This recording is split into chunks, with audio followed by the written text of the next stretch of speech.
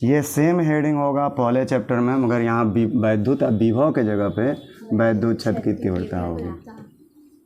Same आता है, कोई अंतर नहीं आता, मेथड लगाने की प्रक्रिया सब चीज़ें सेम होती हैं। ठीक है, तो आप अस्थाई होकर आराम से इसको सॉल्व कर सकते हैं। ठीक, देखो कैसे। वैद्युत द्विध्रुव का मतलब है, जानते हो कि दो समान विपरीत प्रकार के आवेश एक दूसरे से अलग दूरी को, ठीक है, क्या कहते हैं? वैद्युत द्विध्रुव कहते हैं। मतलब समझे? अगर पहले देखो ये सब चीज़ें आ रही है तो इसमें कुछ टर्म हमको याद होना चाहिए कि नहीं होना चाहिए?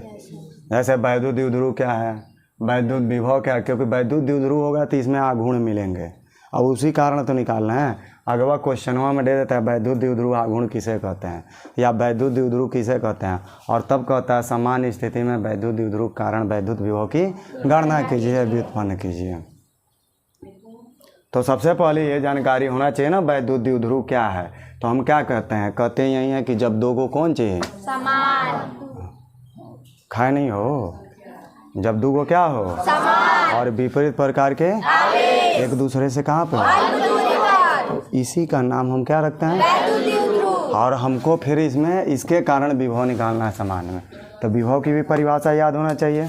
परिभाषा क्या कहता है, कहता है यही एकांक परीक्षण आवेश को कहाँ से लाना होता है, और किस में वैद्युत क्षेत्र में भीतर जब लाते हैं तो जो कृत कार्य होता है वही उसके भीतर किसी बिंदु पर लाते हो तो वही कार्य उस बिंदु पर क्या कहलाता है, वैद्युत विभव कहलाता है। अब इसका डेरिवेशन पढ़ना है। देखो ध्यान से, ये आपका एक आवेश हो गया यहाँ पे, और एक आवेश यहाँ हो गया।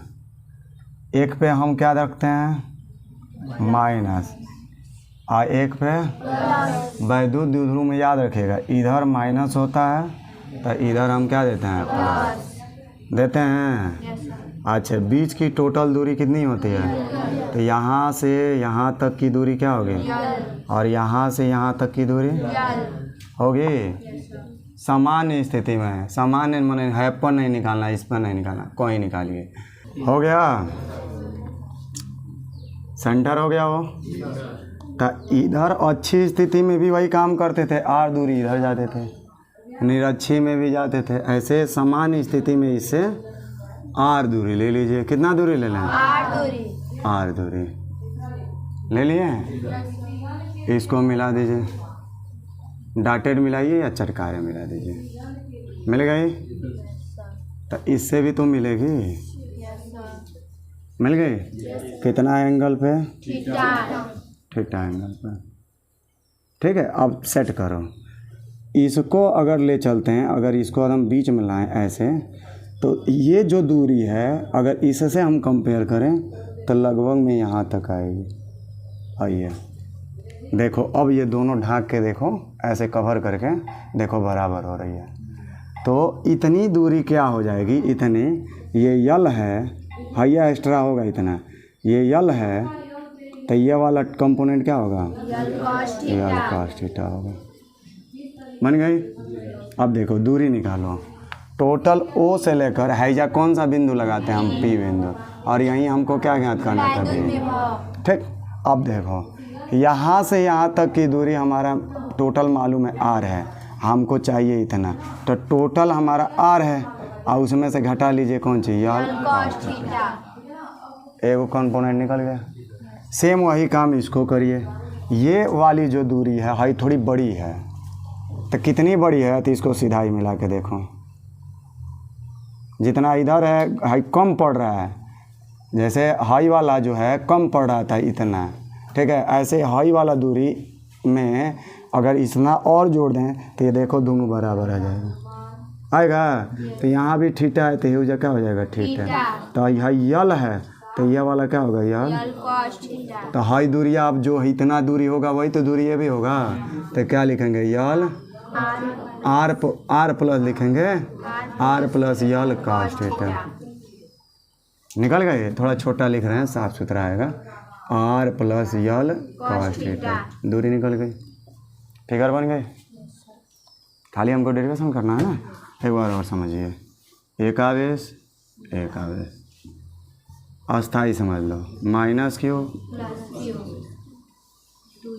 टोटल दूरी 2L, तो आधा आधा सेंटर ले लिया हम, ठीक है,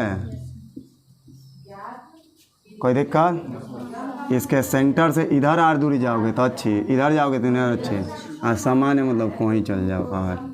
मिला दो इसको, मिल गए? कितना एंगल पे? थीटा। अगर इसको हम सीधा करें तो ये ना आएगा, हई दूरिया है तना दूरिया के बराबर। हाँ हेजा कौन बिंदु लेते हैं हम? और हेजा क्या निकालना है?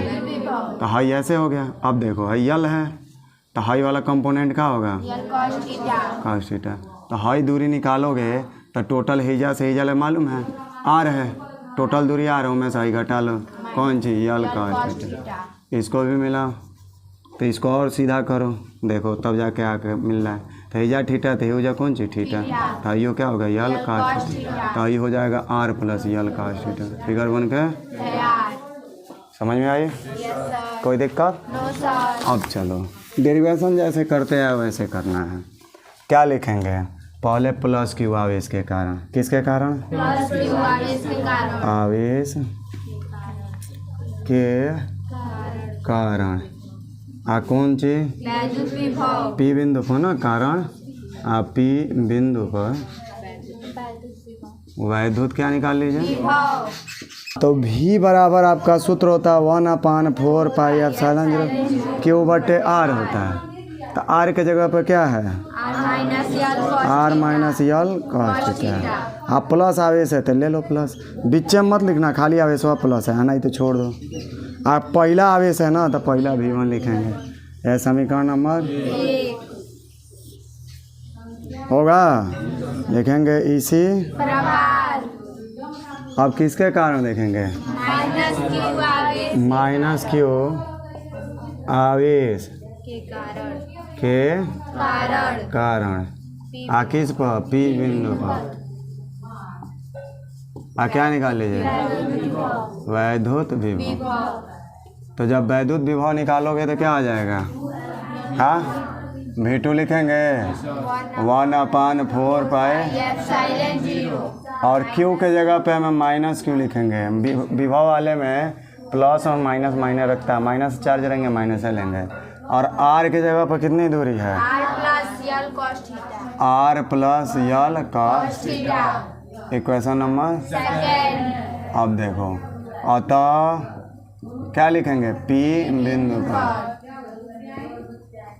कुल क्या निकाल लीजिए? वैद्युत विभव। वैद्युत विभव। विभव। तो कुल वैद्युत विभव कितना हो जाएगा? V1 प्लस, इसको इक्वेशन नंबर क्या मान लीजिए? ठीक है, लिखेंगे हम समीकरण किस से? 1, 2 और 3 3 से मिला दीजिए। तो जैसे मिलाएंगे V इक्वल टू V1 मान कितना है? 1/4 पाई एप्सिलॉन 0। 1/4 पाए, एप्सिलॉन 0। और क्या है? Q बटे, R minus L cos theta. ठीक। हैजा प्लस है, हैजा क्या है? माइनस। माइनस 1 क्या कर देगा? 4 4 pi epsilon 0 Q upon R plus L cos theta. होगा। सब में कॉमन क्या है? Q upon 4 pi epsilon 0। Common ले लोगे तो क्या बचेगा? 1 by R minus L cos theta. हैजा क्या बचेगा? 1 बटे R plus L cos theta. Good, बचेगा। हर बराबर है, नहीं हैजा माइनस है तो हैजा क्या है? प्लस है। क्रॉस मल्टीप्लिकेशन कर दो, करोगे तो Q बट्टे क्या होगा? 4 पाई। एप्सिलॉन 0। इससे करिए तो क्या होगा? R plus L cos theta. हैजा माइनस है तो माइनस आर, हाई क्या हो जाएगा? Plus L cos theta. कौन है? क्योंकि ब्रैकेट में लिखोगे तो जब खोलोगे तो माइनस आई प्लस हो जाएगा। और नीचे का नीचे ना तो R minus L cos theta.